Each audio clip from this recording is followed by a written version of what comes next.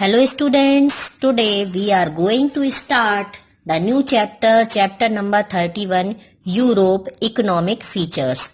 In the previous section we had read about the physical features of Europe, and now today we will going to start the new topic, the economic features of Europe. In this chapter, we will learn the agriculture facilities and techniques available in Europe, the major crops of Europe, mineral resources and industries, development of transport, life of the people of Europe. So let's start. Children, in the previous chapter, you have come across the information that Europe occupies the central position in the northern hemisphere and also about its physical features and climate. Now let us study about the agriculture, mineral, industries and transport, which are responsible for making the countries of Europe prosperous and developed. तो children, पिछले chapter में हमने Europe के physical features के बारे में पढ़ा, उसकी सेंट्रल पोजीशन, नदर्न हेमिस्फीयर, इन सब चीजों के बारे में पढ़ा, वहां का क्लाइमेट कैसा है। और अब हम इस चैप्टर में एग्रीकल्चर, मिनरल, इंडस्ट्रीज, ट्रांसपोर्ट, इन सब चीजों के बारे में पढ़ेंगे जो कि यूरोप को डेवलप्ड और प्रॉस्पेरस बनाने में हेल्प करते हैं और जो कि यूरोप को डेवलप्ड बनाने में रिस्पॉन्सिबल हैं। तो first is agriculture.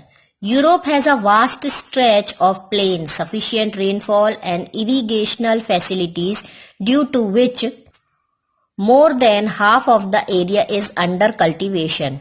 Both intensive and mixed farming is followed here, in which scientific method, modern implements, fertilizers, irrigation and skilled labor are used.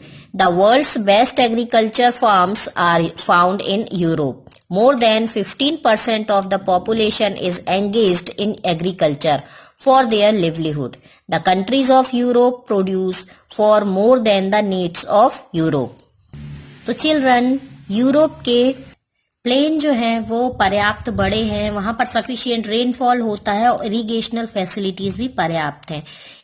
इस वजह से वहां पर जो कल्टीवेशन है वह आधे से ज्यादा एरिया में किया जाता है।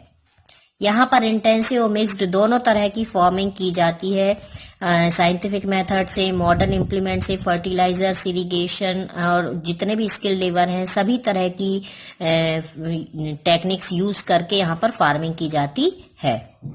वर्ल्ड का बेस्ट एग्रीकल्चर फार्म जो हैं वो यूरोप में ही पाए जाते हैं। यूरोप की 15% से ज्यादा पॉपुलेशन जो है वो एग्रीकल्चर पर डिपेंड करती है अपने जीवन यापन के लिए। जो यूरोप की कंट्रीज हैं वो यूरोप में जितनी आवश्यकता है उससे ज्यादा प्रोडक्शन वो करती हैं। In mixed farming, cattle are also reared along with crops. For optimum production, modern implements, high yielding variety seeds, chemical fertilizers, irrigation, pesticides and skilled laborers are used in intensive farming. The quality of soil and the climatic condition are not the same all over the region. Therefore, variety of crops are grown in different parts of Europe. Wheat is the most important crop of Europe, which is grown in the northern plains, the Ukraine region of Russia, in the valley of Danube River in Hungary, the valley of Paris in France, and the Po Valley in Italy. These areas have fertile soil, long summer with abundant sunshine, sufficient rains and irrigation facilities. Ukraine, the largest producer of wheat in the world, is called the bread bowl. तो children, जो soil की और climatic condition है वो सारे reason में एक सी नहीं है, इसलिए यूरोप के डिफरेंट पार्ट्स में डिफरेंट वैरायटी की क्रॉप्स जो है वो ग्रोन की जाती हैं। वीट जो है वो यूरोप का सबसे इम्पोर्टेंट क्रॉप है जो कि नदर्न प्लेन्स में यूक्रेन है, रीजन ऑफ रशिया और दानूब रिवर हंगरी में यहाँ पर पाई जाती है, यहाँ पर ग्रोन की जाती है। इसके साथ साथ फ्रांस में पेरिस की वैली में और इटली में पो वैली में भी जो वीट की क्रॉप है वह ग्रोन की जाती है। इन एरियाज की जो सॉइल है वो बहुत उपजाऊ है, फर्टाइल है और जो इरिगेशन फैसिलिटीज है वो भी है, पर्याप्त सफिशिएंट मात्रा में रेन भी वहां पर होती है। इन सब की वजह से वहां पर वीट की जो क्रॉप है, फसल है, वो अच्छी होती है। यूक्रेन जो है वो वर्ल्ड में लार्जेस्ट प्रोड्यूसर है वीट का, और इसलिए यूक्रेन को ब्रेड बाउल कहा जाता है।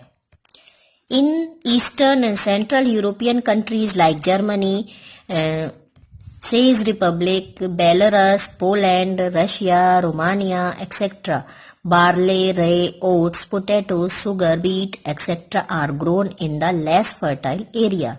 Flax, of fibrous crops, which is like jute, is grown in Belgium and Russia. The southern part of Europe has Mediterranean climate where summer is dry and it rains in winter. This area is popular for the cultivation of juicy fruits. In the hilly and plateau area of Spain, France, Italy, etc., olives, grapes, apples, peaches, lemons, etc. are extensively grown. Italy is the largest producer of olives and grapes in the world. However, vegetables and fruits are mostly grown in Holland and Belgium. In Russia, animals like cows, sheep, goats, pigs and poultry are reared for their milk, meat, hide and wool. Northwestern part of Europe has cool moist type of climate which ensures nutritious grass, leading to development of extensive dairy farming. Therefore, countries like Denmark, Holland and Belgium are leading producer of dairy products. तो Europe के Poland, Russia, Romania, Belarus, इन सब जगहों पर less fertile area है, इसलिए यहाँ पर rye, oats, potato, sugar, beet, barley ये फसलें उगाई जाती हैं। फ्लैक्स एक फाइब्रस क्रॉप है जो कि बेल्जियम और रशिया में ग्रोन की जाती है। इसके साथ यहाँ पर जो फ्रूट्स हैं वो भी बहुत अच्छे से हिली एरियाज और प्लेट्यूज में ग्रोन किए जाते हैं, जैसे स्पेन है, फ्रांस, इटली है, इन एरियाज में फ्रूट्स ग्रो किए जाते हैं, grapes, apples, peaches etcetera. Russia में काउ, शीप, गोट्स, पिग और भी सारे एनिमल्स वहां पर रखे जाते हैं, एनिमल रियरिंग की जाती है, पोल्ट्री फार्म्स होते हैं वहां पर, और इसलिए मिल्क, मीट, वूल ये सारी चीजें वहां पर उपलब्ध रहती हैं। और इसलिए डेनमार्क है, हॉलैंड है, बेल्जियम है, ये सारी कंट्रीज जो है ये डेयरी प्रोडक्ट्स के लिए जानी जाती हैं। पर्याप्त मात्रा में यहाँ डेयरी प्रोडक्ट्स पाए जाते हैं।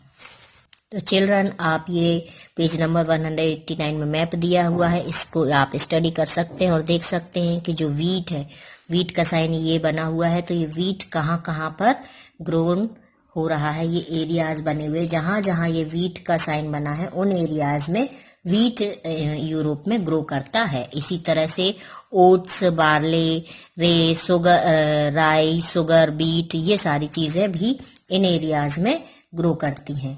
So children, you have to read the map by yourself. In the next video, we will read about the minerals of Europe.